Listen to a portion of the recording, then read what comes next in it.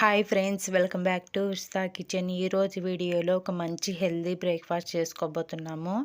కొర్రలతో దోశలు చాలా బాగుంటాయండి. తప్పకుండా ట్రై చేయవలసిన రెసిపీ అని చెప్పవచ్చు. వీడియో లాస్ట్ వరకు చూసి మీరు కూడా ట్రై చేయండి. నార్మల్గా కొర్రన్నము, కొర్రలతో పులిహోర అనే వీడియోస్ మన ఛానల్లో ఉన్నాయి. ఇంట్రెస్ట్ ఉన్న వాళ్ళు ఒకసారి చెక్ చేయండి. లాస్ట్లో ఎండ్ స్క్రీన్ కూడా ఇస్తాను. కొర్రన్నము ఇలా తినలేని వాళ్ళకి ఇలా హెల్తీగా బ్రేక్ఫాస్ట్ చేసి పెట్టవచ్చు. అంతేకాకుండా దోశలు అంటే చిన్నపిల్లల నుంచి పెద్దవాళ్ళ వరకు అందరూ ఇష్టంగా తింటారు. సో కొర్రలు అన్నము తినలేని వాళ్ళకి ఇలా దోశల్లాగా వేసి పెట్టడం వల్ల వాళ్ళు హ్యాపీగా తింటారు. అదేవిధంగా హెల్తీ కూడా. డయాబెటీస్ ఉన్న వాళ్ళకి అండ్ వెయిట్ లాస్ అవ్వాలనుకున్న వాళ్ళకి ఒక మంచి హెల్తీ బ్రేక్ఫాస్ట్ అని చెప్పవచ్చు. చాలా బాగుంటాయి. మన నార్మల్ దోశలు ఎలా ఉంటాయి అలానే ఉంటాయి. తప్పకుండా ట్రై చేయండి. నెక్స్ట్ ప్రాసెస్లోకి వెళ్ళిపోదాము. సో ఒక బౌల్ తీసుకొని ఒక గ్లాస్ కొర్రలు తీసుకుంటున్నాను. ఈ కొర్రలు అనేది చిన్న చిన్న రాళ్ళు అనేది ఏం లేకుండా నీట్గా తీసుకోవాలి. చూడండి ఇలా ఎల్లో కలర్లో ఉన్నాయి. మీరు కొర్రల బదులు మిల్లెట్స్లలో ఆరికెలు, ఊదలు, సాములు అలా ఏవైనా తీసుకోవచ్చు. సో ఈ కర్రలు అనేది 2 టైమ్స్ బాగా కడిగి వాటర్ పోసి పావు టేబుల్ స్పూన్ మెంతులు వేసుకోవాలి. ఈ మెంతులు అనేది కలర్ కోసం అండి. వేసుకొని ఇవి అనేది 6 to 8 అవర్స్ వరకు నాననివ్వాలి.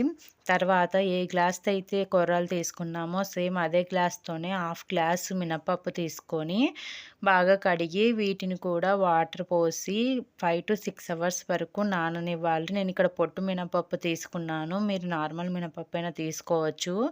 ఇలా తర్వాత 8 అవర్స్ తర్వాత ఒక బౌల్లో ఒక చిన్న కప్పు అటుకులను తీసుకొని వాటర్ పోసి నానబెట్టాలి.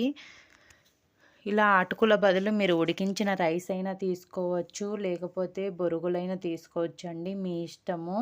సో ఇవి నానేలోపు మనము నానబెట్టుకున్న కొర్రలు ఈ కొర్రలు అనేది 2 టైమ్స్ బాగా కడిగి తీసుకోవాలి. వాటర్ అన్నీ తీసేసి తర్వాత మినపప్పును పొట్టంతా పోయే విధంగా నీట్గా కడిగి మినపప్పును తీసుకోవాలి. సో ఇలా కడిగి పెట్టుకున్న మినపప్పు అండ్ కొర్రలు అనేది రెండింటిని కలిపేసుకోవచ్చు, ప్రాబ్లం లేదు. సో ఇలా మొత్తం 2 కలుపుకున్న తర్వాత మిక్సీ పట్టుకోవడమే. సో మనకు జొన్నలకైతే కొంచెం సపరేట్గా పట్టుకోవాలి, కొర్రలు ప్రాబ్లం లేదు. సో ఇలా వేసుకున్న మిక్సీలో బాక్స్లో వేసుకున్న తర్వాత నానబెట్టుకున్న అటుకులు ఉన్నాయి కదా, వాటర్ అన్నీ తీసేసి ఈ అటుకులను వేసేసుకొని మన నార్మల్ దోసపిండికి ఎలాగైతే వాటర్ యాడ్ చేసి పేస్ట్ లాగా పట్టుకుంటామో సేమ్ అలానే మిక్సీ పట్టుకోవాలి. పట్టుకున్న దోసపిండిని మొత్తాన్ని ఇలాగ ఒక బౌల్లోకి వేసేసుకోవడమే. ఇలా వేసుకున్న తర్వాత బాగా కలుపుకోవాలి. చేతితోనే కలపండి. మీరు గరిటె పెట్టి కలిపితే అంత పిండి అనేది పులవదనమాట. ఇలా చేత్తో కలపడం వల్ల పిండి అనేది బాగా పులుస్తుంది. సో ఇలా చేత్తోనే కలిపేసి మొత్తం ఒక ఓవర్ నైట్ అంతా పక్కన పెట్టండి. మీకు టైం లేకపోతే కనీసము 6 to 8 అవర్స్ అన్నా పక్కన పెట్టాలి. అట్లయితే పిండి బాగా పులుస్తుందన్నమాట. నైట్ మొత్తం అట్లా వదిలేసిన తర్వాత పిండి చూడండి ఎంత బాగా పులుస్తుందో. వీడియోలో చూస్తున్న విధంగా చూడండి ఎంత బాగా పులిసిందో కదా. సో ఇలా పిండి అనేది ఒకసారి మళ్ళీ అంతా కలిసే విధంగా కలుపుకొని మనకు దోశలకి ఎంతైతే పిండి పడుతుందో అంతవేని పిండిని ఇంకొక బౌల్లోకి తీసుకొని మిగతా రిమైనింగ్ పిండిని ఫ్రిడ్జ్లో పెట్టుకోవచ్చు, మళ్ళీ యూజ్ చేసుకోవచ్చు. సో ఇలా పిండి సపరేట్ చేసుకున్న తర్వాత రుచికి సరిపడినంత ఉప్పు అండ్ పావు టేబుల్ స్పూన్ వంట సోడా వేసి మన దోశ బ్యాటర్కి సరిపోయేవి కొంచెం వాటర్ యాడ్ చేసుకొని బాగా కలుపుకోవాలి. ఇలా కలుపుకున్న తర్వాత నెక్స్ట్ దోశ పెన్నం గ్యాస్ మీద పెట్టి పెన్నం వేడైన తర్వాత ఆయిల్ అప్లై చేసుకొని దోశ వేసేసుకోవడమే. ఆయిల్ అనేది ఆయిల్ అనేది మీ పెన్నాన్ని బట్టి ఉంటుందండి.